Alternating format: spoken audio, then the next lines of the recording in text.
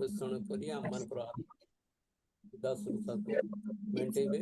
ବର୍ତ୍ତମାନ ମୋ ପ୍ରଭୁ ଯୀଶୁ ଖ୍ରୀଷ୍ଟଙ୍କ ନାମରେ ପ୍ରଭୁଙ୍କର ପ୍ରିୟ ଦାସଙ୍କୁ ନମସ୍କାର ଜ୍ଞାପନ କରି ଆଉ ମୁଁ ସ୍ୱାଗତ ଜଣାଏ।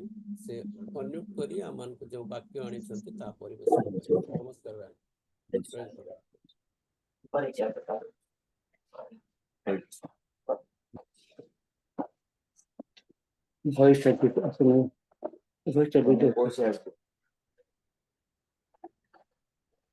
समस्त आंतरिक नमस्कार। समस्त आंतरिक नमस्कार। आपण मत शुणी पारुछंती? हां शुणी पारुछु। नमस्कार। प्रभुଙ୍କର ମହା ଅନୁଗ୍ରହରୁ ପୁନର୍ବାର ଆଜି ସୁନ୍ଦର ପ୍ରଭାତରେ ସେରଙ୍ଗ ଭେଟବାଟ ତରଫରୁ କରାଯାଉଥିବା ମର୍ଣ୍ଣିଂ ଡିଭୋସନ ଯେଉଁଥିରେ ପ୍ରଭୁ ଆମମାନଙ୍କ ପାଇଁ ପ୍ରଚୁର ଆଶୀର୍ବାଦ ଆଜି ପର୍ଯ୍ୟନ୍ତ ରଖିଆସିଛନ୍ତି, ସେଇ ଭେଟବାଟର ସେବା କାର୍ଯ୍ୟ କରିବା ପାଇଁ ମତେ ମଧ୍ୟ ଆଜି ପ୍ରଭୁଙ୍କର ବାକ୍ୟରେ ଅଂଶୀ କରାଇବା ପାଇଁ ଭେଟବାଟର କମିଟି ମତେ ସୁଯୋଗ ଦେଇଥିବା ମୁଁ ସେମାନଙ୍କ ନିକଟରେ କୃତଜ୍ଞତା ଜ୍ଞାପନ କରୁଛି। ଆଜିର ଧ୍ୟାନ ନିମନ୍ତେ ଆମେ ପବିତ୍ର ଧର୍ମଶାସ୍ତ୍ରରୁ ଅଳ୍ପ ସମୟ ଯେ ଅଂଶ ଚିନ୍ତା କରିବାକୁ ଯିବା, ତା ମାନେ ପାଇବା ମାଥ୍ୟୁ ଲିଖିତ ଦ୍ୱିତୀୟ ତିମୋଥୀ ତାର 3 ପର୍ବ, ଦ୍ୱିତୀୟ ତିମୋଥୀ ତାର 3 ପର୍ବ ତାର 15 ପଦରୁ 17 ପଦର ଶେଷ ପର୍ଯ୍ୟନ୍ତ ଦୟାକରି କିଏ ମୋ ପାଇଁ ପଢିଦେବେ। ଦ୍ୱିତୀୟ ତିମୋଥୀ 3 ପର୍ବ ତାର 15 ପଦରୁ ତାର 17 ପଦର ଶେଷ ପର୍ଯ୍ୟନ୍ତ। ପୁଣି ଯେଉଁ ଧର୍ମଶାସ୍ତ୍ର ଖ୍ରୀଷ୍ଟ ଯୀଶୁଙ୍କ ଠାରେ ବିଶ୍ୱାସ ଦ୍ୱାରା ତୁମ୍ଭକୁ ପରିତ୍ରାଣଜନକ ଜ୍ଞାନ ଦେବାକୁ ସମର୍ଥ, ତାହା ତୁମ୍ଭେ ବାଲ୍ୟକାଳ ଠାରୁ ଜ୍ଞାତ ଅଛ। ସମସ୍ତ ଶାସ୍ତ୍ର ଈଶ୍ୱର ନିଶ୍ୱସିତ ଏବଂ ଶିକ୍ଷା ଅନୁଯୋଗ, ସଂଶୋଧନ ଓ ଧାର୍ମିକତା ସମ୍ବନ୍ଧୀୟ ଶାସନ ନିମନ୍ତେ ଉପକାରୀ, ଯେପରି ଈଶ୍ୱରଙ୍କ ଲୋକ ସିଦ୍ଧ ହୋଇ ସମସ୍ତ ଉତ୍ତମ କାର୍ଯ୍ୟ ନିମନ୍ତେ ସୁସଜ୍ଜିତ ହୁଏ।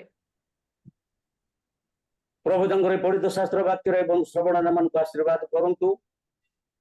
ପଢିଥିବା ବାକ୍ୟକୁ ସରଳ ସହଜ ଭାବରେ ନିଜେ ବୁଝିବା ପାଇଁ ଏବଂ ଅନ୍ୟମାନଙ୍କୁ ବୁଝେଇବା ପାଇଁ ପବିତ୍ର ଧର୍ମାତ୍ମା ମାନଙ୍କର ପରମ ଶିକ୍ଷକ ହୁଅନ୍ତୁ। ପ୍ରାର୍ଥନା କରିବା।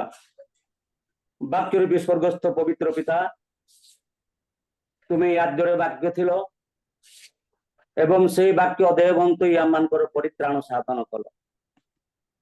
ଆଜି ମଧ୍ୟ ଧନ୍ୟବାଦ ଦେଉଛୁ ସେଇ ବାକ୍ୟ ଦ୍ୱାରା ଆମମାନଙ୍କର ଶିଥିଳ ଜୀବନରେ ଯେ ପ୍ରକାର ଆମେ ଆତ୍ମିକ ଉତ୍ତପ୍ତ ହେବାକୁ ପାରିବା, ଆମମାନଙ୍କର ନିଷ୍କ୍ରିୟ ଜୀବନରେ ଯେ ପ୍ରକାର ସକ୍ରିୟ ଭାବରେ ତୁମର ପବିତ୍ର ସେବା କାର୍ଯ୍ୟରେ ସିଦ୍ଧି ଲାଭ କରିବା, ଏଥିପାଇଁ ଆଶୀର୍ବାଦ କର। ହଁ ପ୍ରଭୁ, ଚକ୍ଷୁ ପ୍ରସନ୍ନ କର, ବ୍ୟବସ୍ଥାର ନୂତନ ବିଷୟ ଗୁଡିକ ଦେଖିବୁ। କର୍ଣ୍ଣ ଉନ୍ମୋଚନ କର, ଯେ ପ୍ରକାର ତୁମରି ବାକ୍ୟ ସ୍ପଷ୍ଟ ଭାବରେ ଶୁଣିବାକୁ ପାରିବୁ। ଆମମାନଙ୍କ ହୃଦୟକୁ ପ୍ରସ୍ତୁତ କର, ଯେ ପ୍ରକାର ଆମେ ତୁମ ବିରୁଦ୍ଧରେ ପାପ ନ କରୁ, ଏଥିପାଇଁ ଏ ବାକ୍ୟକୁ ଆମେ ସଞ୍ଚୟ କରିପାରୁ, ଏଥିପାଇଁ ମଧ୍ୟ କଲ୍ୟାଣ କର। ମୋର ହୃଦୟର ଚିନ୍ତା, ମୁଖର ବାକ୍ୟ ତୁମ ଦୃଷ୍ଟିରେ ସୁଗ୍ରାହ୍ୟ ହଉ। ଯୀଶୁଙ୍କ ପୁଣ୍ୟ ନାମରେ ପ୍ରାର୍ଥନା କରୁଛୁ, ଆମେନ୍। ଆମେ ପ୍ରଭୁଙ୍କର ମହାନାମର ଧନ୍ୟବାଦ ଦେବା। ନୀତି ପ୍ରତିଦିନ ପ୍ରଭୁ ଆମମାନଙ୍କୁ ସୁଯୋଗ ଦେଇ এই ଜୁମ୍ର ମାଧ୍ୟମରେ ପ୍ରତି ସକାଳରେ ପ୍ରଭୁଙ୍କର ଆଶୀର୍ବାଦକୁ ଅନୁଭବ କରିବା ପାଇଁ ଆଜକୁ ପ୍ରାୟ 4 ବର୍ଷ ହେଲାଣି। ପ୍ରଭୁ ଅନୁଗ୍ରହ କରି ଯେଉଁ ବନ୍ଧୁମାନଙ୍କ ହୃଦୟ ମଧ୍ୟରେ ଏ କାର୍ଯ୍ୟ କରିବା ପାଇଁ ଭାବ ଉଦ୍ରେକ କଲେ, ସେମାନଙ୍କ ପାଇଁ ଧନ୍ୟବାଦ ଦିଏ। ଆଉ ଯେଉଁ ବନ୍ଧୁମାନେ ଏ ପର୍ଯ୍ୟନ୍ତ ଏ ସମସ୍ତ କାର୍ଯ୍ୟକ୍ରମକୁ ସହାୟତା କରୁଛନ୍ତି, ସହଯୋଗ କରୁଛନ୍ତି, କାର୍ଯ୍ୟକ୍ରମ ଶୃଙ୍ଖଳିତ ଭାବରେ ଆଗକୁ ବଢିବା ପାଇଁ ଏ ସମସ୍ତ ବିଷୟ ବ୍ୟବସ୍ଥା କରୁଛନ୍ତି, ମୁଁ ସେମାନଙ୍କୁ ମଧ୍ୟ ଧନ୍ୟବାଦ ଦିଏ। 4 ବର୍ଷ ଭିତରେ ପ୍ରତିଦିନ ଆମେ ବିଭିନ୍ନ ପ୍ରଭୁଙ୍କର ପ୍ରିୟ ଭକ୍ତ ଦାସ ମାନଙ୍କର ମୁଖ ଦ୍ୱାରା ଦାସ ଦାସୀ ମାନଙ୍କର ମୁଖ ଦ୍ୱାରା ଅନେକ ଅନେକ ଅତି ଗାମ୍ଭୀର୍ଯ୍ୟପୂର୍ଣ୍ଣ ତତ୍ଵପୂର୍ଣ୍ଣ ପ୍ରାତଃ ସମୟର ସ୍ୱର୍ଗୀୟ ଆହାର ଆଜି ପର୍ଯ୍ୟନ୍ତ ଆମେ ଆସ୍ୱାଦନ କରିଛୁ। ପ୍ରଭୁ ଆମମାନଙ୍କୁ ଅନୁଗ୍ରହ କରି 4 ବର୍ଷ ପର୍ଯ୍ୟନ୍ତ ତାଙ୍କର ଲୋକମାନଙ୍କ ଦ୍ୱାରା ବାକ୍ୟ ସବୁ ଶୁଣେଇଛନ୍ତି। ଏ ସମସ୍ତ ବାକ୍ୟ ଦ୍ୱାରା ଯେ ପ୍ରକାର ଆମେ ସିଦ୍ଧି ଲାଭ କରିବା, ପ୍ରଭୁ ଆମମାନଙ୍କୁ ଅନୁଗ୍ରହ କରନ୍ତୁ। ଆଜିର ଟପିକ, ଆଜି ଆମେ ଯେଉଁ ଅଂଶ ପଢିବାକୁ ଯିବା, ଆମମାନଙ୍କର ସେଇ 2 ତିମୋଥୀ ତାର 3 ପର୍ବ ତାର 15 ପଦରୁ ତାର 17 ପଦର ଶେଷ ପର୍ଯ୍ୟନ୍ତ ଆମମାନଙ୍କର ପ୍ରଭୁଙ୍କର ଦାସୀ ଅତି ସୁନ୍ଦର ଭାବରେ ପ୍ରାଞ୍ଜଳ ଭାବରେ ଆମମାନଙ୍କ ପାଇଁ ପଢି ଶୁଣାଇଲେ। 17 ପଦଟି ଅତି ପ୍ରଣିଧାନ ଯୋଗ୍ୟ। ଯେପରି ଈଶ୍ୱରଙ୍କ ଲୋକ ସିଦ୍ଧ ହୋଇ ସମସ୍ତ ଉତ୍ତମ କାର୍ଯ୍ୟ ନିମନ୍ତେ ସୁସଜ୍ଜିତ ହୁଏ। ସବୁଦିନର ବାକ୍ୟ ଗୁଡିକ ଯେପରି ଆମମାନଙ୍କୁ ପ୍ରଭୁଙ୍କର ସେବା କାର୍ଯ୍ୟ ପାଇଁ ଉତ୍ତମ କାର୍ଯ୍ୟ ନିମନ୍ତେ ସୁସଜ୍ଜିତ କରିବ, ନା କିଭଳି ଭାବରେ ସିଦ୍ଧ ହୋଇ ପ୍ରଭୁ ଆମମାନଙ୍କୁ ସିଦ୍ଧ କରିବା ପାଇଁ ଚାହାନ୍ତି। ପ୍ରତିଦିନ ପ୍ରତିଦିନ ପ୍ରତିଦିନ ପ୍ରାପ୍ତ ସମୟରେ ପ୍ରଭୁ ତାଙ୍କର ମନୋନୀତ ଲୋକମାନଙ୍କର ବାକ୍ୟ ଦ୍ୱାରା ପ୍ରଭୁ ଆମମାନଙ୍କ ହୃଦୟରେ କଥା କହି ଆମେ ଯେ ପ୍ରକାର ସିଦ୍ଧି ଲାଭ କରିବା, ଆମେ କେତେ ସିଦ୍ଧି ଲାଭ କରିଛୁ ତାହା ଆମମାନଙ୍କର ଆତ୍ମା ପ୍ରାଣ ମନ ଜାଣେ। ସିଦ୍ଧତା ପ୍ରାପ୍ତି ନିମନ୍ତେ ପ୍ରଭୁ ଆମମାନଙ୍କୁ ଅନୁଗ୍ରହ କରନ୍ତୁ। କି ଜାଣେ 4 ବର୍ଷ ହେଲାଣି ଆମେ ପ୍ରଭୁଙ୍କର ସେବାର କାର୍ଯ୍ୟ କରିକି ଆସୁଛୁ, ପ୍ରଭୁଙ୍କର ବାକ୍ୟ ଗୁଡିକୁ ଶୁଣିଛୁ। ଏ କଥା କହିଲା ବେଳେ ମୋର ମନେ ପଡେ, ଜଣେ ସାଇଣ୍ଟିଷ୍ଟ ଥିଲେ।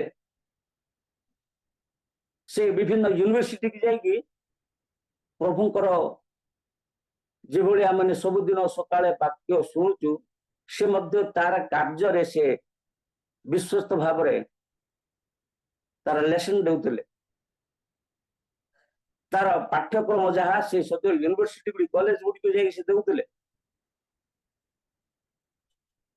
ଆଉ ତା ପାଖରେ ଜଣେ ତାର ଡ୍ରାଇଭରଟି ଥିଲା।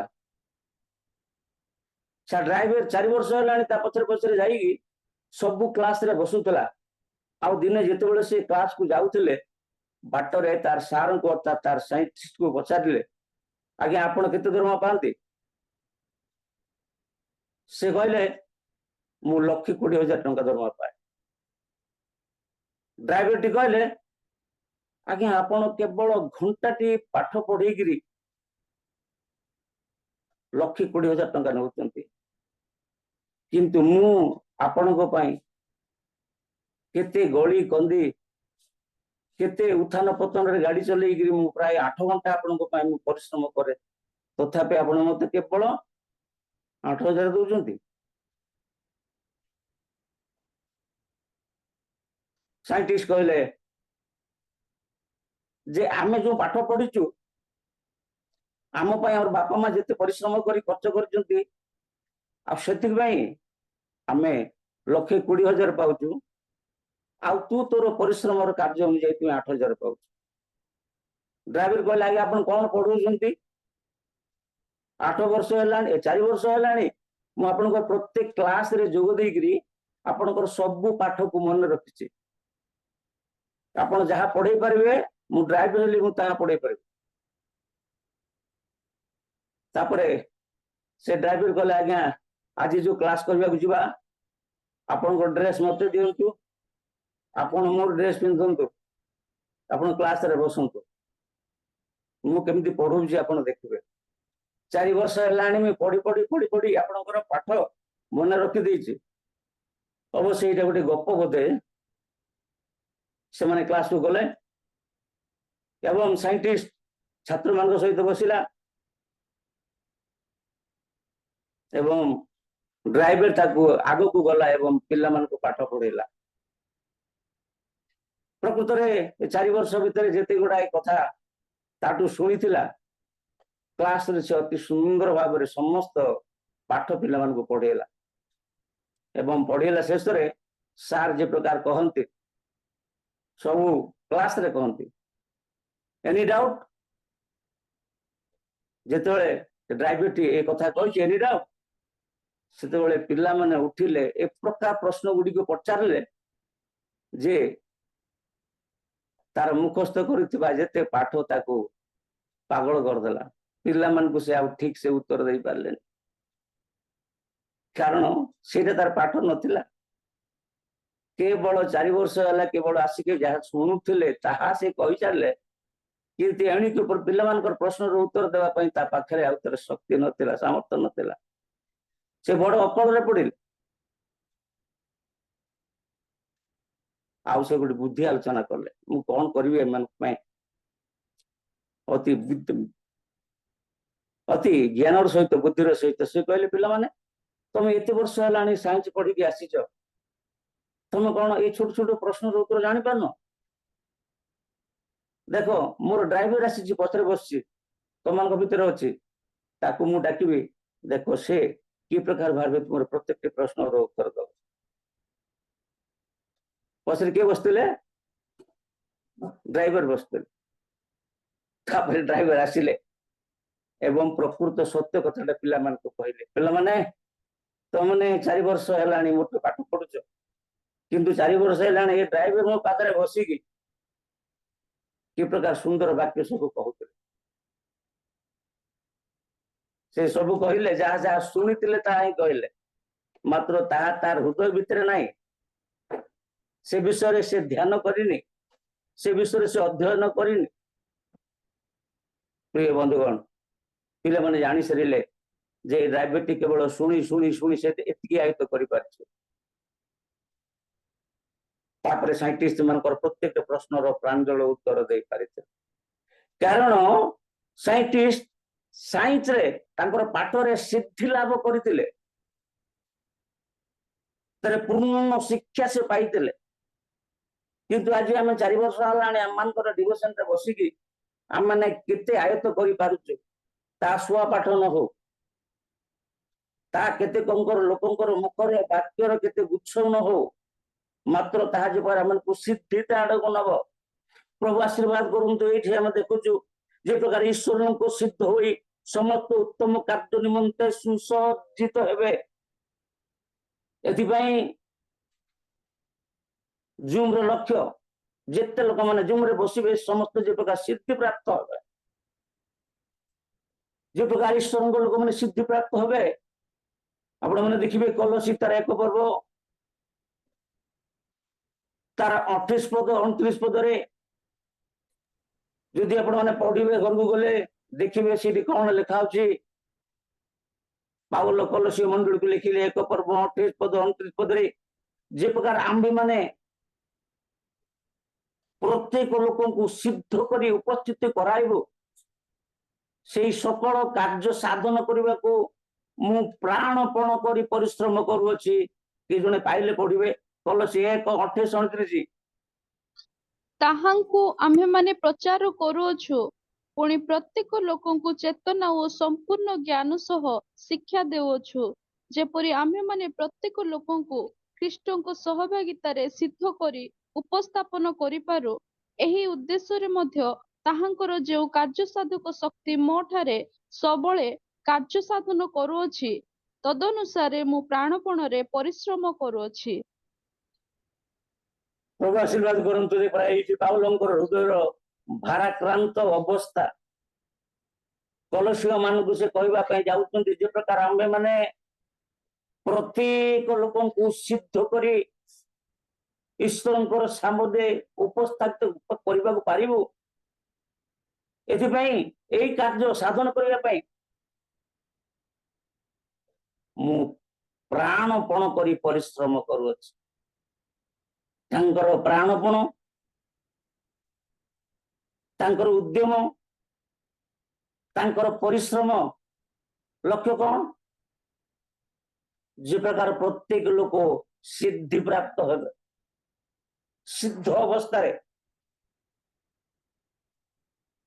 पूर्ण अवस्था परमेश्वर संतोष जीवन यापन करने स्थिति रे जे प्रकार प्रत्येक लोक मान पाउलंकर स्पंदन इच्छा था हृदय मुई प्रकार अवस्था प्रत्येक को सिद्धि करके जन तले समर्पण करी समस्त ईश्वर सामने उपस्थापन करी प्रत्येक जे प्रकार सिद्धि प्राप्त होगा प्रारंभ कर परिश्रम कर हाँ आमर मंडली अनेक भाई माने अनेक भौणी माने ओडिशा ओडिशा बाहर भारत रे भारत बाहर मत के जाने पाउलंकर एक कथा एवं ख्रीष्ट जीशुंकर से ग्रेट कमिशन तमे कृष्ण लोक मान उपस्थापना करने पूर्व जो प्रकार से सिद्धि प्राप्त कर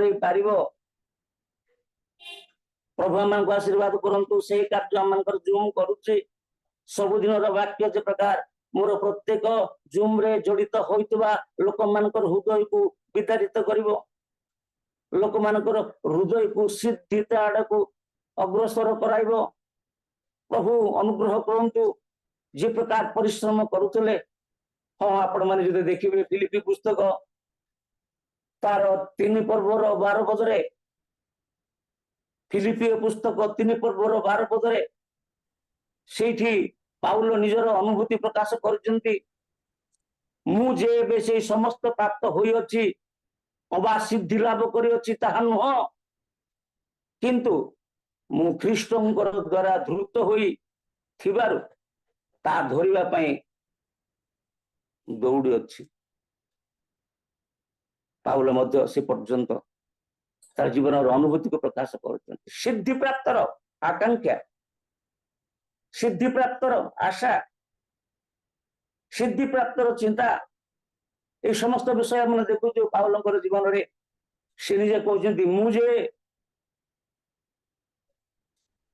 एबे से समस्त विषय प्राप्त होई सिद्ध लाभ करिचे ता नुह आमने में 4 वर्ष हला प्रभुकर वाक्य सुनिके जे आमने सिद्ध लाभ कर सारिछु ता नुह के जना मान किछि विषय करबा को अछि आगो को आउ किछि कार्य करबा को अछि आम को से आत्मिक दौड़ रे जे प्रकार पाउल दौड़ुचंते पश्चात विषय सब मन दूर करी सम्मुखस्थ विषय को लक्ष्य करिया प्रभु आशीर्वाद करंतु जे प्रकार आमने से सिद्धिता प्राप्त होबा को परिबा से सिद्धिता जीवन रो अनुभूति आमान को प्रत्येकंकर जीवन रे आमने चाखिबा को परिबा एथिबा पई प्रभु मान को आशीर्वाद करंतु प्रभु मान को प्रत्येक कार्य जे प्रकार तांकर अनुग्रह करिवे एवरी बार पद पद आपनकर समस्तकर एक पद मने अछि से विश्वास रे नेता सिद्धिता तांको लक्ष्य करी धैर्य सहकारे आमान को आगु को दौड़िबा को अछि धैर्य सहकारे आमानकर गंतव्य पथरे आमान को धावमान हबार अछि आमने जते स्पीड रे दौड़ना काहे जदि आमठारे सिद्धिदातांकर लक्ष्य नाही सिद्धिदाता ख्रीष्ट जीशुंकर उपस्थितिर अनुभूति नाही ख्रीष्ट जीशुंकर से सिद्धितार प्राप्तर जीवनर कौनसी साक्ष्य नाही तेबे आमे आमानकर जीवन रे के जाने से सिद्धि प्राप्त हेबारे विफल हबा आज ए समय मु आपन मान को केवल 4टी कथा कहबे आमे की प्रकार भाबरे आमानकर जीवन रे ईश्वरंकर वास्तव सिद्धिता आम देखुलु जो धर्मशास्त्र ख्रीष्ट जीशु द्वारा तुमको परित्राण ज्ञान देव समर्थ ता तुम माने बाल्य काल गाती अच समस्त शास्त्र ईश्वरनीत एवं शिक्षा अनुयोग शासन धार्मिकता संबंध शास्त्र निमंते उपकारी जे प्रकार ईश्वर लोक सिद्धि प्राप्त हम उत्तम कार्य निमंते सुसज्जित हम आमने सिद्धि प्राप्त कि प्रकार भाग पारिबा हाँ जदि आमने पढ़िलु सिद्धिदाता लक्ष्य करके दौड़िले आमने सिद्धि प्राप्त मु 4टी कथा कहबी प्रथम कथा स्वयं प्रभु जीशु कहते आमने आमनकर जीवन रे जदि सिद्धता हासिल करबा पई चाहू तेबे ख्रीष्ट जीशुंकर पार्वती उपदेश ଯାହା ସେ ଆମମାନଙ୍କୁ ମାଥ୍ୟୁ 5 ପର୍ବରେ କହିଲେ। ପ୍ରଥମ ଚିନ୍ତା ଏ 5 ପର୍ବର ତାର ଯଦି ଏମାନେ ଦେଖିବା ତାର 44 ରୁ 48 ପଦ ପର୍ଯ୍ୟନ୍ତ ସେଇଠି ସେ ସିଦ୍ଧି ପ୍ରାପ୍ତର ଗୋଟେ ପ୍ରଥମ ସୂତ୍ର ଆମମାନଙ୍କୁ ଶିଖାନ୍ତି। କଣ କିନ୍ତୁ କହନ୍ତି? ତୁମମାନେ ଶୁଣିଅଛ ଉକ୍ତ ଅଛି ତୁମମାନଙ୍କର ପ୍ରତିବାସୀଙ୍କୁ ପ୍ରେମ କର, ଶତ୍ରୁକୁ ଘୃଣା କର। କିନ୍ତୁ ମୁଁ ତୁମମାନଙ୍କୁ କହୁଅଛି ତୁମମାନଙ୍କ ଶତ୍ରୁ ମାନଙ୍କୁ ପ୍ରେମ କର, ପୁଣି ଯେଉଁମାନେ ତୁମକୁ ତାଡ଼ନା କଲେ ସେମାନଙ୍କୁ ମଧ୍ୟ ପ୍ରାର୍ଥନା କର, ଯେପରି ତୁମମାନେ ତୁମକୁ ସ୍ୱର୍ଗସ୍ଥ ପିତାଙ୍କର ସନ୍ତାନ ହବ। ସେ ତ ଦୁଷ୍ଟ ଓ ସନ୍ଥ ଉଭୟଙ୍କର ଉପରେ ଆପଣା ସୂର୍ଯ୍ୟ ଉଦୟ କରାନ୍ତି, ଧାର୍ମିକ ଅଧାର୍ମିକଙ୍କର ଉପରେ ବୃଷ୍ଟି ବର୍ଷାନ୍ତି।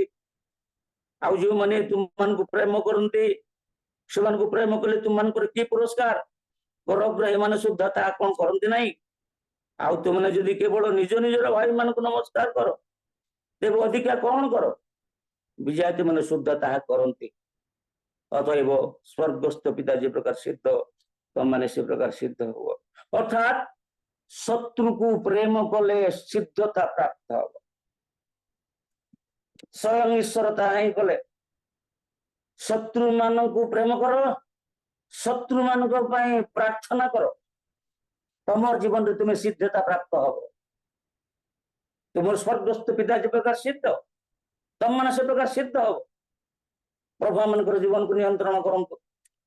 ଆମେ ଯେ ପ୍ରକାର ଶତ୍ରୁ ମାନଙ୍କୁ ପ୍ରେମ କରିବା ଏବଂ ଶତ୍ରୁ ମାନଙ୍କ ନିମନ୍ତେ ପ୍ରାର୍ଥନା କରୁ। ସ୍ୱୟଂ ଯୀଶୁଖ୍ରୀଷ୍ଟ ତାହା କହିଲେ। ଆମମାନଙ୍କର ଯୀଶୁଖ୍ରୀଷ୍ଟ କେବଳ ବାକ୍ୟବୀର ନଥିଲେ, ସେ କର୍ମବୀର ଥିଲେ। ଶତ୍ରୁକୁ ପ୍ରେମ କି ପ୍ରକାର କରାଯାଏ ସେଟା କାଲବରୀ କ୍ରୁଶ ଉପରେ ସେ ଅତି ସ୍ପଷ୍ଟ ଭାବରେ ସମସ୍ତଙ୍କର ଆଗରେ ତାହା ସେ ପ୍ରକଟ କରିକି କହିଲେ। ବୋଧେ ଆମମାନଙ୍କ ସମସ୍ତଙ୍କର ଜଣାଶୁଣା ଶବ୍ଦ। ଲୁକ 23 ପର୍ବର 34 ପଦ। ଯଦି କ୍ରୁଶ ଉପରେ ଝୁଲୁଛନ୍ତି, ମୁଣ୍ଡରେ କଣ୍ଟାରେ ମୁକୁଟ, ହାତରେ କଣ୍ଟା, ପାଦରେ କଣ୍ଟା, କକ୍ଷ ଦେଶରେ ବର୍ଷାଘାତ, ରକ୍ତାକ୍ତ ଏବଂ ଦୟନୀୟ ଅବସ୍ଥାରେ ସୁଦ୍ଧା ସେ ନିଜ ଜୀବନକୁ ସିଦ୍ଧିତା ଆଡକୁ ନେବା ପାଇଁ ଚାହୁଁଥିଲେ। ଆଉ ସେଥିପାଇଁ ସେ ଜଗତକୁ ଆସିଥିଲେ। ସେଥିପାଇଁ ଶତ୍ରୁ ମାନଙ୍କ ନିମନ୍ତେ ସେ ପ୍ରାର୍ଥନା କଲେ। ପିତା ଏମାନେ କଣ କରନ୍ତି ଜାଣନ୍ତି ନାହିଁ, ଏମାନଙ୍କୁ କ୍ଷମା କର। ପ୍ରଭୁ ମାନଙ୍କୁ ଆଜି ଶିଖାନ୍ତି, ତମେ ଯେତେ ଦିନ ଯାହା କଲେ ମଧ୍ୟ ଯଦି ଶତ୍ରୁ ମାନଙ୍କୁ ପ୍ରେମ କରିବାର ଭାବ ଏବେ ପର୍ଯ୍ୟନ୍ତ ତୁମମାନଙ୍କ ହୃଦୟ ମଧ୍ୟରେ ଉଦ୍ରେକ ହୋଇନାହିଁ, ଆମେ ଶତ୍ରୁ ମାନଙ୍କୁ ଚାହିଁବାକୁ ମଧ୍ୟ ଇଚ୍ଛା କରୁନୁ, ସେମାନଙ୍କୁ ଦେଖିବାକୁ ମଧ୍ୟ ଇଚ୍ଛା କରୁ, ସେମାନଙ୍କୁ ଆଳାପ କରିବା ପାଇଁ ଇଚ୍ଛା କରୁ। ମାତ୍ର ପ୍ରଭୁ ଆମକୁ କହୁଛି ତୁମ ସ୍ୱର୍ଗସ୍ଥ ପିତା ଯେ ପ୍ରକାର ତମମାନେ ସିଦ୍ଧ, ତମମାନେ ସେ ପ୍ରକାର ସିଦ୍ଧ ହେବା ପାଇଁ ସୁସମାଚାର ସେବାର କାର୍ଯ୍ୟରେ ଆପଣମାନଙ୍କୁ ଝାସ ଦେଇଛ, ନିଜ ନିଜକୁ ଅର୍ପଣ କରିଛ, ଖ୍ରୀଷ୍ଟଙ୍କର ଦାସ ଦାସୀ ହେବା ପାଇଁ ଯୋଗ୍ୟ ହେଇଛ। ତେବେ ତୁମେ କଣ ଶତ୍ରୁଙ୍କୁ ପ୍ରେମ କରୁଛ? ସିଦ୍ଧି ଲାଭ ପାଇଁ ଶତ୍ରୁଙ୍କୁ ପ୍ରେମ କରିବା ଆମମାନଙ୍କର ପ୍ରଥମ କର୍ତ୍ତବ୍ୟ। ହଁ, କେବଳ ଯୀଶୁ ହିଁ ଯେ ତାହା କରିଥିଲେ ତାହା ନୁହଁ। ମାତ୍ର ଆମେ ଦେଖୁଛୁ ଏଭ୍ରି 7 ପର୍ବ 59 ପଦ ଏବଂ 60 ପଦ। ଝିଅ ପଢ। ଆଜ୍ଞା 59 ଏଭ୍ରି 7 ରୁ 59 ନାହିଁ। ନାଇଁ, ଷ୍ଟିଫେନ୍ ର କଥା ପ୍ରେରିତ 7 ପର୍ବରେ ଦେଖେ। ଆଜ୍ଞା ଷ୍ଟିଫେନ୍ ନା ପଢ। ପ୍ରେରିତ 7 ପର୍ବରେ ଷ୍ଟିଫେନ୍ କଥା ଅଛି। ଆଜ୍ଞା ହଁ, 7 ପର୍ବ 58 ରୁ 59 60 ପଢିବ ତୁନେ। ଆଜ୍ଞା। ପୁଣି ସେମାନେ ହଁ ତାଙ୍କୁ ନଗରରୁ ବାହାର କରିଦେଇ ପଥର ଫୋପାଡ଼ି ମାରିବାକୁ ଲାଗିଲେ। ଆଉ ସାକ୍ଷୀମାନେ ସାଉଲ ନାମକ ଜଣେ ଯୁବକଙ୍କ ପାଦ ପାଖରେ ଆପଣା ଆପଣା ବସ୍ତ୍ର ରଖିଲେ। ଯେତେବେଳେ ସେମାନେ ସ୍ତିଫାନକୁ ପଥର ଫୋପାଡ଼ି ମାରୁଥିଲେ, ସେତେବେଳେ ସେ ପ୍ରାର୍ଥନା କରି କହିଲେ, ହେ ପ୍ରଭୁ ଯୀଶୁ, ମୋର ଆତ୍ମା ଗ୍ରହଣ କର। ପୁଣି ସେ ଆଣ୍ଠୋଇ ପଡ଼ି ଉଚ୍ଚ ସ୍ୱରରେ ଡାକି କହିଲେ, ହେ ପ୍ରଭୁ, ଏହି ପାପ ଏମାନଙ୍କ ବିରୁଦ୍ଧରେ ଗଣନା କର ନାହିଁ। ସେ ଏହା କହି ମହାନିଦ୍ରା ପ୍ରାପ୍ତ ହେଲେ। ଷାଠିଏ ପଦଟି ଅତି ତଳେ ରାଉଣ୍ଡ କରିବ, ଚିହ୍ନ କରିବ। ତାଡ଼ନା କରି ମାନଙ୍କ ପାଇଁ ପ୍ରାର୍ଥନା କରିବା ପାଇଁ ଶ୍ରୀମାନ ଯଦିରେ ପଥରେ ପକେଇ ମାରି ଦଉଛନ୍ତି, ତଥାପି ସେ କହୁଛନ୍ତି ଯେ ଉଚ୍ଚ ସ୍ୱରରେ କହିଲେ, ହେ ପ୍ରଭୁ ଏହି ପାପ ଏମାନଙ୍କ ବିରୁଦ୍ଧରେ ଗଣନା କର ନାହିଁ। ପ୍ରଭୁ ସେ ପ୍ରକାର ଲୋକମାନଙ୍କୁ ଚାହାନ୍ତି ଯୋଉମାନେ କି ଜୀବନର କ୍ଷତି ହେଲେ ମଧ୍ୟ, କଷ୍ଟ ହେଲେ ମଧ୍ୟ, ନଷ୍ଟ ହେଲେ ମଧ୍ୟ, ଅଭାବ ହେଲେ ମଧ୍ୟ ନିମନ୍ତେ କେତେ ପ୍ରକାର ପଚାରିବେ, ଶତ୍ରୁ ମାନଙ୍କ ନିମନ୍ତେ ପ୍ରାର୍ଥନା କରିବେ, ଶତ୍ରୁ ମାନଙ୍କର ଉପକାର କରିବେ। ପ୍ରଭୁ ଆଶୀର୍ବାଦ କରନ୍ତୁ। ଆମେ ସିଦ୍ଧି ଚାହୁଁ। ପ୍ରଭୁ କେ ଜାଣେ ଆଜି ପର୍ଯ୍ୟନ୍ତ ମୁଁ ମୋର ଶତ୍ରୁକୁ ମୁଁ ଚାହିଁବା ପାଇଁ ଇଚ୍ଛା କରୁନି, ମାତ୍ର ତୁମେ କହିଲ ଶତ୍ରୁ ମାନଙ୍କୁ ପ୍ରେମ କର, ତୁମେ ସିଦ୍ଧିତା ପାଇବ। ହଁ, ପ୍ରଭୁ ମାନଙ୍କୁ ଆଶୀର୍ବାଦ କରନ୍ତୁ। ସୀମିତ ସମୟ ଯଦି ମାନେ ସମସ୍ତ କଥା କହିପାରୁନାହୁଁ, ମାତ୍ର ଆପଣ ମାନେ ଘରକୁ ଗଲେ ପଢିବେ ଆଦି ପୁସ୍ତକ 50 ପର୍ବର 20 ପଦରେ ଯୋସେଫର ଜୀବନରେ କି ପ୍ରକାର ସେ ଯଦିଓ ଭାଇ ମାନଙ୍କର ବିଭିନ୍ନ ପ୍ରକାର ପରିସ୍ଥିତି ତା ଜୀବନରେ ବହୁତ କଷ୍ଟ ଦେଇଥିଲା, ମାତ୍ର ଯୋସେଫ କି ପ୍ରକାର ସେମାନଙ୍କୁ କ୍ଷମା କରୁଛନ୍ତି, କହୁଛନ୍ତି ତମମାନେ ମୋ ପାଇଁ ଯଦିଓ ମନ୍ଦ କାମ କରିଥିଲ, ତଥାପି ମୁଁ ତୁମ ପାଇଁ ମନ୍ଦ କାମ କରିବି, ମୁଁ ତୁମ ପାଇଁ ମଙ୍ଗଳର କାର୍ଯ୍ୟ କରିବି, ମୁଁ ତୁମମାନଙ୍କୁ ପାଳନ କରିବି, ତୁମର ପିଲାମାନଙ୍କୁ ପାଳନ। ପ୍ରଭୁ ଆମମାନଙ୍କୁ ଆଶୀର୍ବାଦ କରନ୍ତୁ। ଆଜି ଆମେ ଦେଖିବା, ହଁ ପ୍ରଭୁ ଆମେ ସିଦ୍ଧି ଆଡକୁ ଗତ କରୁଛୁ, ଯେ ପ୍ରକାର ଆମକୁ ସିଦ୍ଧିଟା ପ୍ରକୃତରେ ତୁମକୁ ଲକ୍ଷ୍ୟ କରିକି ହେବାକୁ ପାରିବ, ଏଥିପାଇଁ ଏମାନଙ୍କୁ ଆଶୀର୍ବାଦ କରୁ। କାରଣ ଆମେ ଦେଖୁଛୁ ପ୍ରଥମ କରନ୍ତି 13 ପର୍ବର 13 ପଦରେ ବିଶ୍ୱାସ, ଭରସା, ପ୍ରେମ, ମାତ୍ର ଏମାନଙ୍କ ମଧ୍ୟରେ ପ୍ରେମ ଉତ୍କୃଷ୍ଟ। ଖାଲି ଆମ ନିଜର ଲୋକମାନଙ୍କୁ, ନିଜର ପରିବାରକୁ, ନିଜର ବନ୍ଧୁ ମାନଙ୍କୁ, ନିଜର ଜ୍ଞାତି ମାନଙ୍କୁ, ଶୁଭେଚ୍ଛୁ ମାନଙ୍କୁ ପ୍ରେମ କରିବା ବଡ କଥା ନୁହଁ। ସିଦ୍ଧିତା ଆଶା କରୁଛୁ, ପ୍ରଭୁ ମତେ ଶତ୍ରୁ ମାନଙ୍କୁ ପ୍ରେମ କରିବାର ମନୋଭାବ ମୋ ହୃଦୟ ମଧ୍ୟରେ ଉଦ୍ରେକ କର, ମୋର ଚିନ୍ତା ମଧ୍ୟରେ ଉଦ୍ରେକ କର। ହଁ, ପ୍ରଥମ କଥା ଶତ୍ରୁକୁ ପ୍ରେମ କଲେ ସିଦ୍ଧି ଲାଭ କରେ। ଦ୍ୱିତୀୟ କଥା ଆମେ ଦେଖିବା, ସଂସାରର ଆକର୍ଷଣରୁ ନିଜକୁ ପୃଥକ ରଖିଲେ ସିଦ୍ଧି ଲାଭ କରିବା। ଦ୍ୱିତୀୟ କଥା, ସଂସାରର ଆବିଳ ଠାରୁ, ସଂସାରର ଆକର୍ଷଣ ଠାରୁ, ସଂସାରର ଜଞ୍ଜାଳରୁ ଯଦି ଆମେ ନିଜକୁ ପୃଥକ କରିପାରିବା ନାହିଁ, ଆମେ ସିଦ୍ଧି ହେଇପାରିବା ନାହିଁ। ଦ୍ୱିତୀୟ କଥା, ଆପଣ ମାନେ ପଢିବେ, ଦେଖିବେ ମାଥ୍ୟୁ 19 ପର୍ବ ଖାଲି 21 ଏବଂ 22 ପଦ ହିଁ ପଢନ୍ତୁ। ଯୀଶୁ ମାଥ୍ୟୁ ତାଙ୍କୁ 19 ପର୍ବ, ହଁ, ଯୀଶୁ ତାଙ୍କୁ କହିଲେ, ଯଦି ତୁମ୍ଭେ ସିଦ୍ଧ ହେବାକୁ ଇଚ୍ଛା କର, ତେବେ ଯାଇ ଆପଣାର ସର୍ବସ୍ୱ ବିକ୍ରୟ କରି ଦରିଦ୍ର ମାନଙ୍କୁ ଦାନ କର, ଆଉ ତୁମ୍ଭେ ସ୍ୱର୍ଗରେ ଧନ ପାଇବ। ପୁଣି ଆସି ମୋହର ଅନୁଗମନ କର। କିନ୍ତୁ ଏ praise କଥା the ଶୁଣି Lord, praise the Lord। ଯଦି ସେଇ ଯୁବକ ଅତି ଲାଳସା ଥିଲା, ମୁଁ ମଧ୍ୟ ଖ୍ରୀଷ୍ଟୀୟ ଜୀବନରେ ଅନନ୍ତ ଜୀବନର ଅଧିକାର ହେବି, ସେ ଜଣେ ଧନୀ ଲୋକ ଥିଲା। ମାତ୍ର ଏଇଠି ଆମେ ଦେଖୁଛୁ, ଯେତେବେଳେ ଏଇ କଥା କୁହାଗଲା, ଯୀଶୁ ତାଙ୍କୁ ପ୍ରଥମରେ କହିଲେ ତୁମ ଗୋଟେ ବ୍ୟବସ୍ଥା ପଡେନ। ସେ ପିଲାଟି ସିଦ୍ଧି ଲାଭ କରିବା ପାଇଁ ଏତେ ଆତୁର ଥିଲେ ଯେ ସେ କହିଲେ, ଆଜ୍ଞା ମୁଁ ଯୌବନ କାଳରୁ ସବୁ ଜାଗାର ବ୍ୟବସ୍ଥା ସମାପ୍ତ କରିଦେଇଛି, ଆମର କିଛି ବାକି ନାହିଁ। ମାତ୍ର କୁହାଗଲା ତୁମର ଗୋଟିଏ ବିଷୟ ଗୁଣା ଅଛି,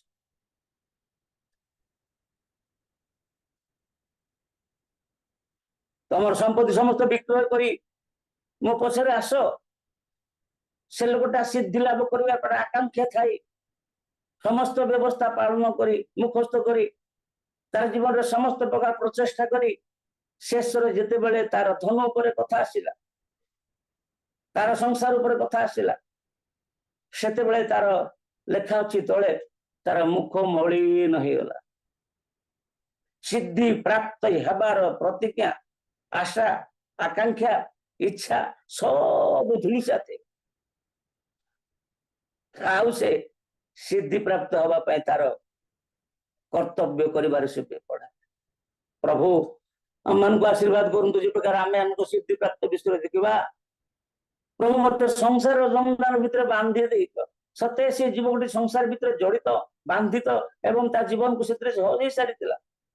ଯେତେବେଳେ କୁହାଗଲା, ଆରେ ବାପା ତୁ ସିଦ୍ଧି ଆଇବୁ, ଯା ସମ୍ପତ୍ତି ବିକ୍ରି କରିକି ଆସେ, ଆଉ ସେ ଆକାଂକ୍ଷା କୁଆଡେ ଗଲା, ସେ ଇଚ୍ଛା କୁଆଡେ ଗଲା, ତାର ଅଭିଳାଷ କୁଆଡେ ଗଲା। प्रभु आज आम को अनुग्रह करंतु समय स्वल्पता दृष्टि केवल एति कहे धन लोभ समस्त अनिष्टर मूल आज्ञा एते बड़ बड़ काम करी एते एते प्रचार करी एते लोक को भूत छड़ाई एते लोक को रोग सुस्थ करी जदि आज पर्यंत जगतर आकर्षण मत अच्छे धन प्रति अभिलाष अच्छे संपत्ति प्रति अभिलाष अच्छे चौकी प्रति अभिलाष अच्छे से जाने आम मानकर जीवन एते दिन परिश्रम वृथाई आम मैंने सिद्धि प्राप्त हो पारिबा ना धर्मशास्त्र भितर अनेक गुड़ाई अच्छी जो मैंने धन लोभ कर खाली मुझे चिंता निमंते कहबी आम जीव शिव 7 पर्व पढ़िए देखिए 24-25 पदरे हाँ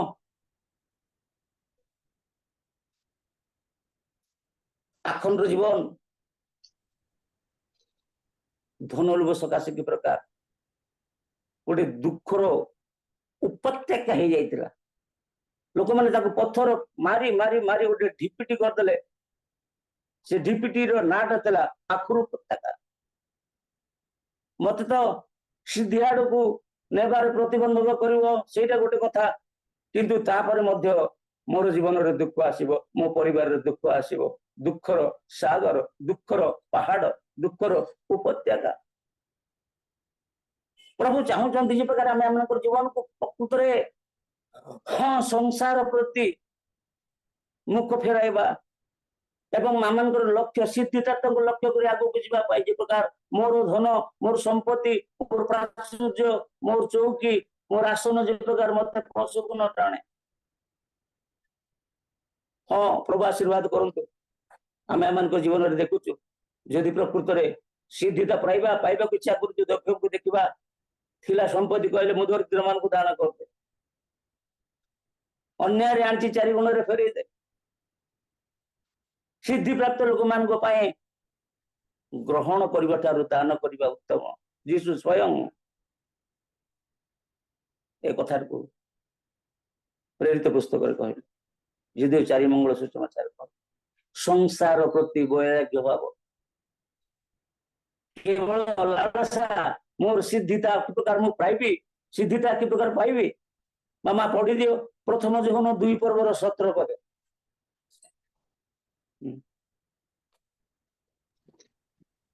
प्रथम जोहन 2 पर्व 17 पद पढ़ मामा पुणी संसार ओ सेथिर अभिलाष अनित्य मात्र जे ईश्वरଙ୍କ इच्छा पालन करे से नित्य स्थायी प्रेज द लॉर्ड नित्य स्थायी जो माने से माने आपनर जीवन रो लक्ष्य प्रति केबे व्यस्त हेबे नाही से मानकर जीवन रो सिद्धिता से मानकर एकमात्र लक्ष्य मोर जीवन जे प्रकार सिद्धिता हासिल करी यदि संसार एवं तार अभिलाष आम मान को आबुरी दउची आम मान को अटकई दउची आम मान को प्रथभ्रष्ट करूची तेबे एठी देखिबा कि सब अनित्य मात्र सत्य गण सत्य हला जे ईश्वरंकर इच्छा पालन करे ईश्वरंकर इच्छा कौन स्वर्गस्थ पिता जे प्रकार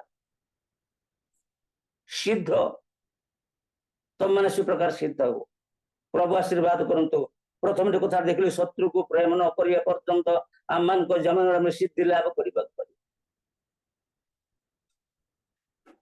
द्वितीय कथा है संसार रो मोह माया धन संपत्ति टंका समस्त को जो पर्यंत मैंने पछरे पकाई ना धन लोभ समस्त अनिष्टर मूल मोर पवित्रता नष्ट कर मोर सिद्धतारे कलंक स्वरूप हम एवं तृतीय कथा समय सकाशे मुझे काटी दूची तथापि आम मैंने समाप्त करने जा तृतीय चिंता देखिबो याकूब 3 पर्वर 2 पद याकूब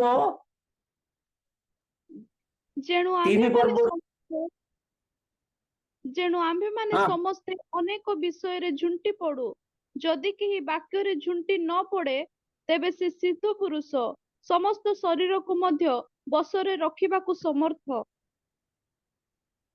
एइटे तृतीय पॉइंट आमन सिद्धिला मन मुंते आमनकर मुख आमनकर कथा କାରଣ ହୃଦୟର ପୂର୍ଣ୍ଣତାର ମୁଖ କଥା କହେ। ଏଠୁ ଯଦି ଆମେ ଏଇଠି ଦେଖୁଛୁ 3 ପଦରେ ଯଦି ବାକ୍ୟରେ ଝୁଣ୍ଟି ନ ପଡେ ସେ ସିଦ୍ଧ ପୁରୁଷ। ସିଦ୍ଧ ହେବା ନିମନ୍ତେ ସିଦ୍ଧି ପ୍ରାପ୍ତ ହେବା ନିମନ୍ତେ ଆମେ ମୁଖରେ କବାଟ ନିଯୁକ୍ତ କରିବା, ପ୍ରହର ନିଯୁକ୍ତ କରିବା। କାରଣ ପ୍ରଭୁଙ୍କର ବାକ୍ୟ ଆମମାନଙ୍କୁ ଅତି ସ୍ପଷ୍ଟ ଭାବରେ କହେ, ହିତୋପଦେଶ 10 ପର୍ବର 19 ପଦରେ ବହୁ ବାକ୍ୟରେ ଅଧର୍ମର ଅଭାବ ନଥାଏ। କାରଣ ପାଳକ ମାନେ, ପ୍ରଚାରକ ମାନେ ଆମେ ବେଶୀ ବେଶୀ କଥା କହୁ, ଆମେ ବହୁତ ଜାଣିଛୁ ବୋଲି ଅନେକ ଅନେକ କଥା କହୁ। ମାତ୍ର ପ୍ରଭୁଙ୍କର ବାକ୍ୟ ଆମମାନଙ୍କୁ ଅତି ଷ୍ଟ୍ରିକ୍ଟ ଭାବରେ କହେ, ଆରେ ତୁମେ ସିଦ୍ଧି ହେବା ପାଇଁ ପରା ଆହୁତ, ତୁମେ ସିଦ୍ଧି ହେବା ପାଇଁ ପରା ମନୋନୀତ, ତୁମେ ସିଦ୍ଧି ହେବା ନିମନ୍ତେ ପୃଥକୀକୃତ। ତେବେ ତୁମେ କାହିଁକି ଅନାବଶ୍ୟକ କଥାବାର୍ତ୍ତା କହୁଛ? ବହୁ ବାକ୍ୟରେ ଅଧର୍ମର ଅଭାବ ନଥାଏ। ଆମେ ଜାଣିନଥିବା ଆମେ ଯାହା କହୁଛୁ କେତେ ଗୁଡାଏ ଭୁଲ ବାହାରେ। ହଁ, ଆମମାନଙ୍କୁ ମଧ୍ୟ ସ୍କୁଲ ମାନଙ୍କରେ, କଲେଜ ମାନଙ୍କରେ କହିଥିଲେ ଦେଖ ବୋଲି କହନ୍ତି, ସେତେବେଳେ କହୁଛନ୍ତି ଆଜ୍ଞା ପିଲାମାନେ ଅଳ୍ପ ଲେଖରେ ଯେମିତି ବେଶୀ ଭୁଲ ନ ବାହାରେ। ଯେତିକି ଲମ୍ବା ଲେଖିବ ସେତିକି ଆମଙ୍କର ଓଡିଆ ସବଜେକ୍ଟରେ ଗ୍ରାମାଟିକାଲ ମିଷ୍ଟେକ୍ ବାହାରେ, ବନାନଗତ ମିଷ୍ଟେକ୍ ବାହାରେ। ଆମମାନଙ୍କ ଜୀବନରେ ମଧ୍ୟ ପ୍ରଭୁ କହୁଛନ୍ତି ଆଜ୍ଞା ତମେ ସିଦ୍ଧ ଇଚ୍ଛା କରୁଛ, ଭଲ କଥା। ଏ ପର୍ଯ୍ୟନ୍ତ 4 ବର୍ଷ ହେଲାଣି ତମେ ଜୁମରେ ବସୁଛ, ଠିକ କଥା। କିନ୍ତୁ ସେଇ ଅନୁଯାୟୀ ମୋର ମୁଖମଣ୍ଡଳକୁ ମୁଁ ଆୟତ୍ତ ଭିତରେ ରଖିପାରିଛି। ଯାକୁବ ତ ଅତି ସୁନ୍ଦର ଭାବରେ ସେ କଥା କହୁଛନ୍ତି, ଜିହ୍ୱାକୁ କି ପ୍ରକାର ଆୟତ୍ତ କରିବାକୁ ପଡିବ, ମୁଖକୁ କି ପ୍ରକାର ଆୟତ୍ତ କରିବାକୁ ପଡିବ। ପ୍ରଭୁ ଆମମାନଙ୍କୁ ଅନୁଗ୍ରହ କରନ୍ତୁ, ସେମାନେ ଯୋଉଠି ଆମଙ୍କର ଜୁମରେ ଜଡିତ ଅଛନ୍ତି ପ୍ରତ୍ୟେକଙ୍କ ପାଇଁ ଏବଂ ମୋ ପାଇଁ ମଧ୍ୟ ପ୍ରଭୁ ସେ କଥା କହନ୍ତି, ତମେ ସିଦ୍ଧି ପ୍ରାପ୍ତ କରନ୍ତେ କେତେ ପ୍ରୟାସ କରିଛ। ଶିକ୍ଷା ପରାମର୍ଶ କେବଠୁ ତୁମେ ବାଲ୍ୟ କାଳରୁ ଶିଖିକି ଆସିଛ। ହଁ, ପରିତ୍ରାଣଜନକ ଜ୍ଞାନ ଦେବାକୁ ସମର୍ଥ ତାହା ତୁମେ ବାଲ୍ୟ କାଳ ଠାରୁ ଜ୍ଞାତ ଅଛ, ଛୋଟ କାଳରୁ ଜ୍ଞାତ ଅଛୁ। ମାତ୍ର ଆମେ ଆମମାନଙ୍କର ମୁଖ ପାଇତ କରିପାରୁ, ଆମେ କଥା କହିଲା ବାତୁଳତାର କଥାବାର୍ତ୍ତା କରୁଛୁ। ପ୍ରଭୁ ଆମମାନଙ୍କୁ ଆଶୀର୍ବାଦ କରନ୍ତୁ। ପ୍ରଭୁଙ୍କ ଲୋକମାନେ ସେମାନେ ଜ୍ଞାନର ସହିତ ମୁଖ ଫିଟାଇବେ, ବୁଦ୍ଧିର ସହିତ ମୁଖ ଫିଟାଇବେ, ଆତ୍ମାଙ୍କର ଚାଳନା ଅନୁଯାୟୀ କଥା କହିବେ। ପ୍ରଭୁ ଆମମାନଙ୍କୁ ତୁମେ ସିଦ୍ଧତା ଆଡକୁ ନେବା ପାଇଁ ଇଚ୍ଛା କରୁଛ। ଯେ ପ୍ରକାର ମୁଁ ମୋର ମୁଖକୁ ମୋର ଆୟତ ଭିତରେ ରଖିପାରେ। କେଜାଣି ଆମଙ୍କର ଇଂରାଜୀରେ କହୁଛି ଆଜ୍ଞା ଟଙ୍ଗ ସ୍ଲିପ ହେଇଗଲା, ଆଜ୍ଞା କଥା ଖସିଗଲା। ମୁଁ କହିବାକୁ ଇଚ୍ଛା କରୁନଥିଲି ଯେ ମାତ୍ର କଣ କହିଦେଲି। ସଂଯମତା, ଶୃଙ୍ଖଳିତ ସଂସ୍କାର ଆମମାନଙ୍କ ଭିତରେ ଆଉ ନାହିଁ। ଏମାନେ ଅନେକ କଥା କହୁ, ଲୋକ ଭାବି ବଡ ଜ୍ଞାନୀ ଟାଇପ, ସବୁ କଥା ବୋଧେ ଜାଣିଛି। ମାତ୍ର ପ୍ରଭୁ କହୁଛନ୍ତି ଯାକୁବ 3 ପର୍ବର 2 ପଦରେ, ହଁ ଯାକୁବ କହୁଛନ୍ତି ହଁ ବାକ୍ୟରୁ ଯଦି ଝୁଣ୍ଟି ନ ପଡେ ସେ ସିଦ୍ଧ ପୁରୁଷ। ଲୋକମାନେ ଅପେକ୍ଷା କରନ୍ତୁ, ଏ ବାଳକ ବାବୁ, ଏ ପ୍ରଚାରକ ବାବୁ ଆମମାନଙ୍କୁ ଦୀପଦ କହନ୍ତୁ। ଯୋଉ କଥା ଗୁଡିକ ଆମେ ଯେ ପ୍ରକାର ସିଦ୍ଧତା ପାଇଛୁ ସେମାନଙ୍କର ଜୀବନକୁ ସିଦ୍ଧତା ଆଡକୁ କଢେଇକି ନେବ। ଯେଉଁଥିପାଇଁ ପାଉଲ କହିଲେ ମୁଁ ପରିଶ୍ରମ କରୁଛି, ମୁଁ ଉଦ୍ୟମ କରୁଛି, ମୁଁ ପ୍ରାଣପଣ କରୁଛି, ଯେମିତି ଲୋକମାନେ ମଧ୍ୟ ସିଦ୍ଧତା ପାଏ। ପ୍ରଭୁ ମାନଙ୍କର ଜିଦ୍ଦିତ ଅପେକ୍ଷା କରନ୍ତି। ଯେ ପ୍ରକାର ଆମେ ଆମମାନଙ୍କର ଜୀବନରେ ହଁ ଦେଖିବ ବହୁ ବାକ୍ୟର ଅଧର୍ମର ଅଭାବ ନଥାଏ। ହିତୋପଦେଶ 17-28 ପଦରେ ଅଜ୍ଞାନୀ ହିଁ ତୁନି ହେଇ ରହିଲେ ଜ୍ଞାନରେ ଗଣାଯାଏ। ସଭାରେ ବସି ଯଦି ବକବକ ହବ ବୋଲେ ଜାଣିବେ ଗୋଟେ ମୂର୍ଖ। ସଭାରେ ବସି ମୂର୍ଖ ଲୋକ ମଧ୍ୟ ତୁନି ହେଇକି ବସିଥିବ ଜ୍ଞାନୀ ମାନଙ୍କ ଭିତରେ। ଏଠି ଲେଖା ହଉଛି, ମାମା ପଢିଦେବ ହିତୋପଦେଶ 17-28। ଅଜ୍ଞାନ ହିଁ ତୁନି ହେଲେ ଜ୍ଞାନବାନ ଗଣିତ ହୁଏ, ପୁଣି ସେ ଆପଣା ଓଷ୍ଠ ବନ୍ଦ କଲେ ବୁଦ୍ଧିମାନ ଗଣିତ ହୁଏ। Praise the Lord। ପ୍ରଭୁ ଆଶୀର୍ବାଦ କରନ୍ତୁ। ମୁଖକୁ ବନ୍ଦ କରିବା ପାଇଁ ଶିଖିବା। ହଁ ପ୍ରଚାର କରିବା, ପାଟି ଖୋଲିବାକୁ ପଡୁଛି, प्रभु को प्रशंसा करने गीत गाइबा प्रशंसा करने स्तुति कर पड़ुଛି किंतु प्रभु आमको कथा कहबार समय अच्छी तुनि हेबार समय मध्य निरूपण कर जदि खोलबु केमती खोलबु ना कलसी 4 पर्वर 6 पद अनुसार खोलबु मामा पढ़ तुम्भ वाक्य सर्वदा मनोहर पुणी लवण रे स्वाद युक्त हो काहाकू कि प्रकार कहबाकू जानी कर पढ़ मामा ତୁମ୍ଭମାନଙ୍କର ବାକ୍ୟ ସର୍ବଦା ମନୋହର ପୁଣି ଲବଣରେ ସ୍ୱାଦଯୁକ୍ତ ହେଉ ଯେପରି କାହାକୁ କିପରି ଉତ୍ତର ଦେବାକୁ ହୁଏ ତାହା ଜାଣିପାର। प्रभु आमको जानिबा दियंतु कहा सहित प्रकार कथा कहबे कारण बहुवाक्य अभाव न थाए भूल अभाव न थाए मात्र प्रभु जी प्रकार वाक्य झूठी न पड़े एतिर मानते मुख खोलू खोलू मु पाटी खोलू खोलू जे प्रकार आमने सुनिबा सर्वदा मनोहर पुणी लवण रे स्वाद युक्त कथा हो आमर कथा लोक मान को स्वाद लगे दरकार आमनकर कथा लोक मान को तृप्त लगे दरकार आमनकर मुखर वाक्य लोक मान को सांत्वना देवा दरकार आमनकर कथा लोक मान को निराश हताश लोक को आश्वासन देवा दरकार से आश्वासन पाइबे से उत्साह पाइबे से निराश जीवन में किसी सरसता आसो तमानकर वाक्य सर्वदा मनोहर पुणे लवण स्वाद जे प्रकार मान पार्टी कटु भाषा न बाहर हास्य परिहासर कथा न बाहर थट्टा तामसार कथा न बाहर कारण आम सिद्धि प्राप्त लोक एवं सिद्धि प्राप्त आड़ को गमन करुवा लोक मान पाउलंक भली परिश्रम करी साधन करी परिश्रम कर क्लांत करी ईश्वर गोटे उपस्थापन करने को पारिबा वाक्य मान अधिक भाव में कहे तमे सिद्ध हुओ अन्य मान को सिद्ध कर कि प्रकार सिद्ध कर शत्रु को प्रेम कर शिखाई सिद्ध कर कि प्रकार कर ना संसार रु से जीवन मुख फेराई प्रभु को निमंते बंचिबा चेष्टा करबा जे सिद्धता लाभ कर जे प्रकार जक्ष्य थिला धनी थिला संपत्ति तार बहुत थिला मत गोटे समय आसिला तार जीवन को प्रभु समर्पण कर सिद्धिता पाइला फल यीशु कहले आज यही गृह परित्राण उपस्थित हो कारण तार संसार प्रति वैराग्य आरंभ होता कारण संसार टंका धन आनी धनी होता एवं लोक मान को अन्य मान को से जीवन रे परित्राणर अंशी परिवार को करे पारते तृतीय कथा कहलु आमनकर मुख को जगत करबा प्रभु आमान को सिद्ध नवा पाई चाहते आमनकर मुख सब बेले ज्ञान सहित बुद्धिर सहित ध्यान सहित संयतर सहित प्रत्येक शब्द गुड़िक कौन हम ना लवण रे स्वाद युक्त हम कौन हम ना क्या कि प्रकार कथा कह शिखा प्रभु आशीर्वाद करते समय होगा केवल मात्र गोटे कथा कहला पर मु समाप्त करी प्रकृत आम सिद्धि लाभ कि प्रकार पाइबा तृतीयटा ईश्वर को भय कले सिद्धता आसे द्वितीय करंती 7 पर्व 1 पद द्वितीय करंती 7 पर्व 1 पद अतएव हे प्रिय माने एही समस्त प्रतिज्ञा प्राप्त हेबारु आस शरीर और आत्मार समस्त असुचितारु अपना अपना को शुचि करू पुणी ईश्वर को भय करी पवित्रतारे सिद्ध हेउ प्रभु आशीर्वाद करंतु प्रेज द लॉर्ड जो पर्यंत मन मध्य प्रभु को प्रति भयर जीवन नहीं प्रभु को भय करिवार चिंता नहीं प्रभु को भय करिवार भक्ति भाव नहीं केवल आमने 4 वर्ष नुह जीवन केते वर्ष पर्यंत एमती जुमरे बसुआ जाऊआ अनेक अनेक सुमधुर वाक्य गुड़िक लोक मैंने कहते शुणुवा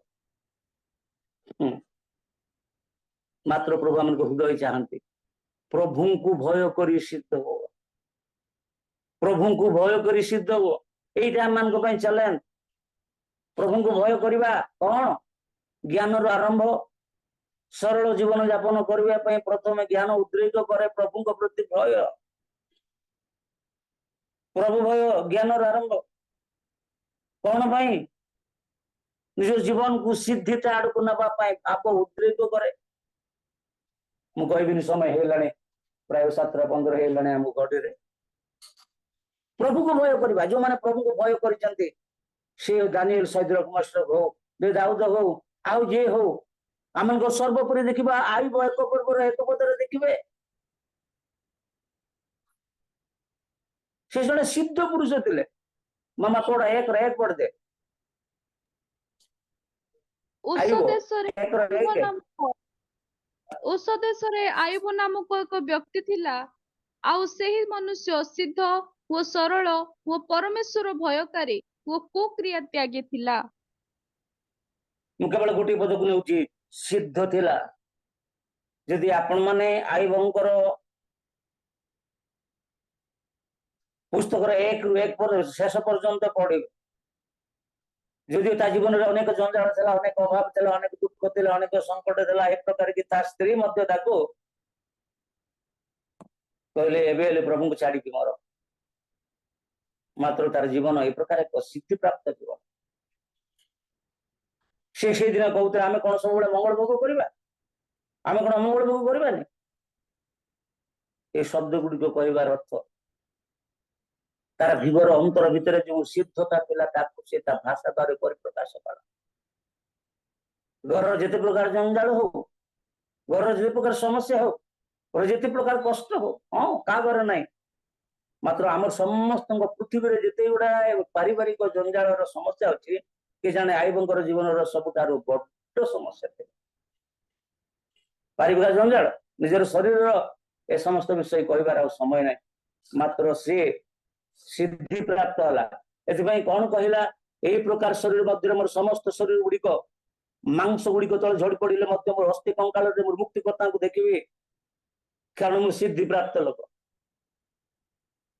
प्रभु अनुग्रह करंतु जे प्रकार हमने सिद्धिता आड़ को धाऊँ कौन कले शत्रु को प्रेम कले कौन कले संसार समस्त धन दौलत एवं समस्त विषय को पछरे पकड़े कौन कले ना मुख को संयत करके रखे कौन कले ना ईश्वर को भय कले प्रभु आम मान को आशीर्वाद करेंगे आम सिद्धि प्राप्त होगा करेंगे प्रभु ये संक्षिप्त चिंता पर प्रचुर रूपे आशीर्वाद करंतु आमे समस्त नमस्कार धन्यवाद नमस्कार प्रभु दास को मु धन्यवाद ज्ञापन करे प्रभुकर दास प्रांजल भाव आम मानक आम कि प्रकार